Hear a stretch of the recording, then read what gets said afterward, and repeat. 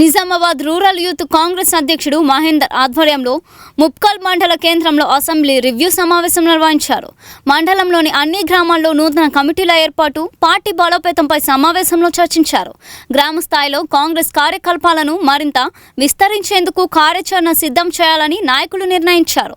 యువతను కాంగ్రెస్ పార్టీలో భాగస్వామ్యం చేయడం ద్వారా గ్రామ స్థాయిలో సంస్థాగత బలం పెంపొందించాలని రూరల్ అధ్యక్షుడు మహేందర్ సూచించారు. పార్టీ కార్యక్రమాలు ప్రజల్లోకి తీసుకువెళ్లేందుకు ప్రతి గ్రామంలో చురుకైన కమిటీలు ఏర్పాటు చేయాలని అన్నారు. కార్యక్రమంలో వైస్ ప్రెసిడెంట్ నవీన్, ఇర్ఫాన్, అంజీర్, వినోద్, హెబినేజర్, మండల అధ్యక్షుడు తదితరులు పాల్గొన్నారు.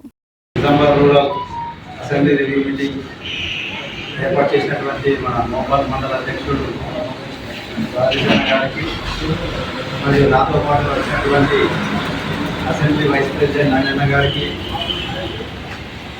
జనరల్ సెక్రటరీ విఘ్నేశ్వర అన్న గారికి, మరియు ఇంకొక జనరల్ సెక్రటరీ వినోద్ అన్న గారికి, మరియు మోపాల్ మండల ఉపాధ్యక్షుడు కల్పల్ వంశన్న గారికి, మరియు వివిధ గ్రామాల నుంచి వచ్చినటువంటి యువజన నాయకులకు అందరికీ నా హృదయపూర్వక నమస్కారాలు. అన్న, మన యూత్ కాంగ్రెస్ అంటే యూత్ కాంగ్రెస్ ఎన్ఎస్యుఏ పదవులు చేసిన వాళ్ళు ఇప్పుడు ఎంత పెద్ద స్థాయిలో ఉన్నారో ఎగ్జాంపుల్గా మనకు మహేష్ అన్న ఎన్ఎస్యుఏ క్యాండిడేట్ ప్రెసిడెంట్, ఈరోజు పిసిసి లెవెల్లో ఉన్నాడు. అందుకు మనం అందరం కలిసి యూత్ కాంగ్రెస్లో ప్రతి విలేజ్లో ఇప్పుడు అన్నకి చెప్పినాం, హరీష్ అన్నకు ప్రతి విలేజ్లో విలేజ్ ప్రెసిడెంట్ ఎన్నుకుంటాం. విలేజ్ ప్రెసిడెంట్ కానీ, వైస్ ప్రెసిడెంట్ కానీ, జనరల్ సెక్రటరీ కానీ, క్యాషియర్ కానీ, అట్లా ప్రతి గ్రామంలో ఎంతమంది అయినా సరే మినిమం 5 పైన ఎంతమంది ఉన్నా సరే ఎన్నుకొని మనం యాక్టివ్గా ఉండాలి. యాక్టివ్గా ఉన్న వాళ్ళనే తీసుకోండి అన్న, ఎందుకంటే పని చేసి ఇంట్రెస్ట్ ఉన్న వాళ్ళనే తీసుకోండి. ఓన్లో వేరే వాళ్ళ ఇంట్రెస్ట్ లేని వాళ్ళు అనుమతి పేరు రాస్తే ఇద్దరైనా సరే యాక్టివ్ ఉన్న వాళ్ళని తీసుకుంటేనే మనకు రేపటి రోజున జరగబోయే జెడ్పీసీ, ఎంపీసీ ఎలక్షన్లో కానీ, లేదంటే మన నుంచే పోటీ చేస్తున్నటువంటి యువకులకు కానీ ఎమ్మెల్యే గారితో మాట్లాడి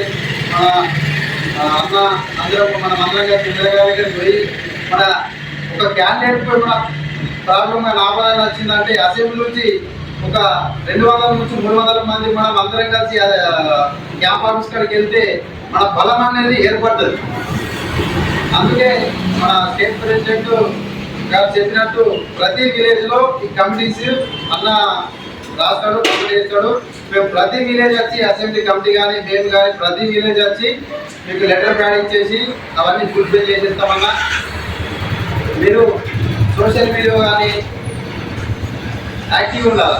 ఎందుకంటే అన్న చెప్పినట్టు బీజేపీ వాళ్ళ ప్రచారం ఎక్కువ అవుతుంది, మన తక్కువ అవుతుంది.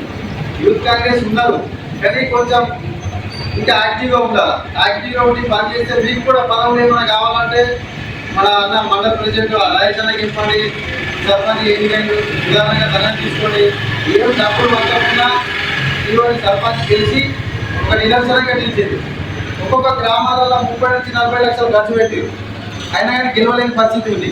తన మంచితనం కానీ, తన జనాల కోసం కొట్లాడే తత్వం కానీ మనం ఫోన్ చేస్తే అప్పుడే అందుబాటులోకి వెళ్ళి పనిచేసే వ్యక్తికి పదవులు కట్టబెడతారు జనాలు, అంతేనా కాదన్న?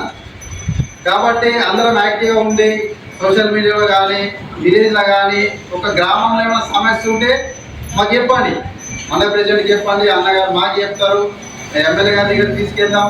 మీకు ఏం పోలీస్ స్టేషన్ ప్రాబ్లమ్స్ ఉన్నా, ఎంఆర్ఓ కానీ ప్రాబ్లమ్స్ ఉన్నా ప్రతిదీ చెప్పండి, ప్రతిదీ చెప్పుదాం, పని చేయించుకుందాం, మనం యాక్టివ్గా పని చేద్దాం. కాంగ్రెస్ పార్టీకి మళ్ళీ వచ్చే ఎలక్షన్లో రేవంత్ రెడ్డి గారిని సీఎం చేద్దాం. మన రాహుల్ గాంధీ గారిని ప్రధానమంత్రి చేసే బాధ్యత యూత్ కాంగ్రెస్కు చాలా ఉంది. ఇంతటితో నా ఉపన్యాసాన్ని ముగించుకున్నాను. ధన్యవాదాలు.